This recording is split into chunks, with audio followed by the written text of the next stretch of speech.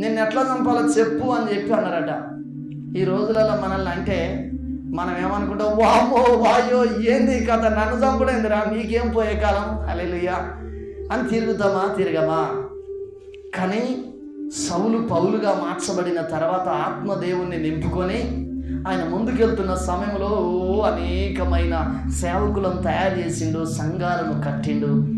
వీడు బాగా ఎక్కువ ఇట్లా చేస్తున్నాడు అని చెప్పి వీడిని చంపాలని చెప్పి అక్కడున్న యూదులు కక్ష కట్టి యేసుప్రభుని ఎట్లయితే చంపి ఉన్నారో అదే విధంగా అక్కడున్న రోమన్లు ఇంకా కొంతమంది కూడి ఆయన్ని చంపాలనుకున్నప్పుడు, మాకు ఒక నియమం ఉన్నదయ్యా సౌలా, పౌలు చనిపోయే వ్యక్తి తను ఎట్లా చావాలో తనే కోరుకుంటే తనని అట్లా చంపుతామని చెప్పి అన్నారట.